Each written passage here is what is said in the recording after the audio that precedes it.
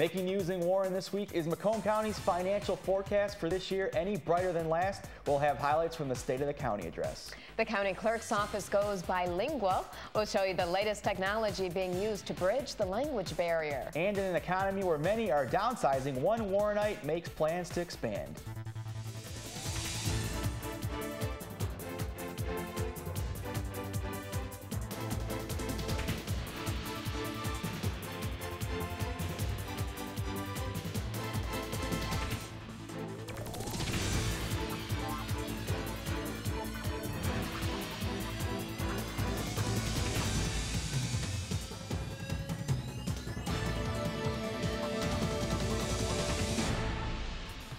Is Macomb County's financial forecast for this year any brighter than last? Hello, everyone. I'm Enver Shaplow. And I'm Lori Erla. In a speech before more than 300 business leaders, the county board chairman called for a leaner, smarter government, one that's focused on the future.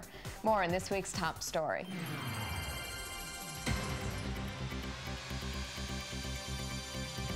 This past year, historic decisions and tough choices were made concerning the budget. Macomb County structural issues began in 2004. While the county was still growing at that time, expenses like health care and energy costs outpaced that growth. And in 2005, the Board of Commissioners recognized we had a structural problem on our hands and we froze spending. Recognition, quite frankly, wasn't all there.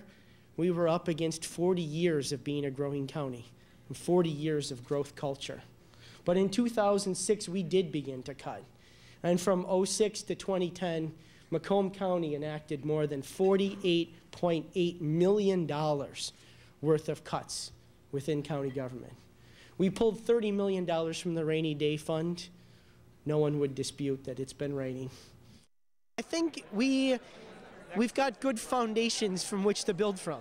You know, we're still the hub of North American manufacturing, and Macomb County is still the home of the General Motors Technical Center and the basis globally for research, development, engineering within that industry, as well. 65% of all defense contracts that flow into Michigan flow right through Macomb County here.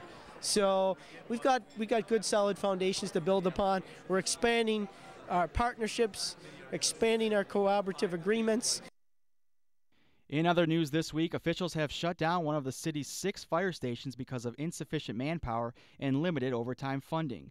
Fire Station 4 on Chicago Road near 13 Mile will close when manpower drops below 33 on any day.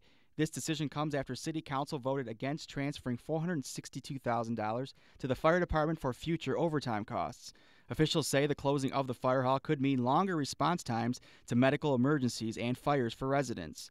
Firefighters who normally work at that firehouse will be assigned to stations 5 and 6 to fulfill staffing there. Because of the wide range of ethnicities in the county, there is new technology that allows the Macomb County Clerk's Office to communicate with residents who don't speak English. We were able to translate, and so we can give them the services that they need. And if they come to the counter, that's even better. Depending on a software called Google Premier, the clerk's office can write emails in English and convert them into any one of 53 languages. Just knowing that it's out there is important, that government can use that. And really, we're looking for ways to make services more available to the public. Just over 12% of Macomb County residents speak a language other than English as their first language, many of whom can benefit from services like these, and it only costs the clerk $46 per year and requires no special hardware to run. We're not like we were 50 years ago. People are speaking a lot of different languages, and in Macomb County, we know that there are over 100,000 people who do speak more than one language. And so that's kind of exciting that we're able to do that service for them. Sabaugh believes this service can have an economic impact as people with limited English language skills look to develop businesses in the county. If business people know that we're multilingual, that we'll be able to service that through some of the services in Macomb County. They're more apt to come to Macomb County. Supervisor of Records Aaron Johnson now explains how the staff uses this language translation technology to help a customer. So I'm going to demonstrate just how easy it is to translate a message in a foreign language to English using Google Premier. So we get an email message from a customer that's in another language other than English. This one's in Spanish, and I don't speak Spanish, but that's okay. Google automatically detects that it's in Spanish and suggests that I might want to translate it into English. So I will go ahead and click Translate Message, and it'll give me their message that they want a copy of their birth certificate and how they can order one. So that's easy enough. I'll go to Google's Translate feature and type in my response in English, and it will automatically translate that into Spanish. So if you can order a copy of your birth certificate by mail, by fax, or online. And I'll copy the translated text and place that in my email back to the customer. Free tax assistance for senior citizens is available now through April 14th, every Monday and Wednesday from 9 a.m. until noon in the Warren Conference Center on the first floor of City Hall. Trained tax aid volunteers will assist you in filling out your federal and state returns. Electronic filing is also offered at no charge. Just be sure to bring a copy of last year's tax returns and all year-end tax statements you've received for 2009.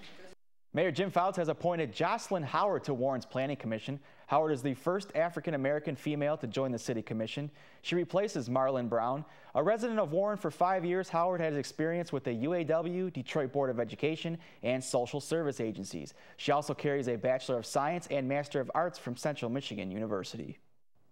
Well, downsizing seems to be the trend these days. There are some institutions that are actually growing during these tough economic times. That's a good sign, especially when it's here in Warren. Megan O'Brien joins us now with more on De La Salle High School's plan for expansion. Megan? The local Catholic high school has had their eye on the former YMCA building on Common Road between Van Dyke and Hoover for about 8 months. De La Salle purchased the 22,000 square foot building the beginning of February after months of negotiation with the YMCA. De La Salle Collegiate has happily called Warren home for over 23 years, but with restricted space, they need more room for the growing school. De La Salle Athletic Director Brian Kelly tells us more. It's going to provide our school and our kids a place where they can work out and do things. We are very landlocked where we're at, and we have very few facilities relative to a lot of other schools in our area. De La Salle doesn't have a football field, only one small gym, and many of their other sports teams borrow or rent out facilities. 3 varsity sports are on campus. Everything else is at other facilities. Well, I think it's going to benefit the whole school. I mean, not only our team, athletic teams, but the activities that we have. It's going to help out with our band. It's going to help out with our play. Clubs can use it. Our robotics team can use it. I mean, it's just another space that we don't have on our campus. De La Salle will also use the space for parent groups, offices, coaches, and alumni groups. The former YMCA building is about 2 miles down the road from De La Salle. They already started cleaning out the building and still need to paint, bring in computers, printers, chairs, and other necessities. The YMCA board wanted to rid themselves of any tax liability, tax cost, and insurance costs. They've recently been downsizing, and De La Salle was happy to take the building off their hands. De La Salle hopes to have the new facility open by mid-March. For TV Warren News, I'm Megan O'Brien.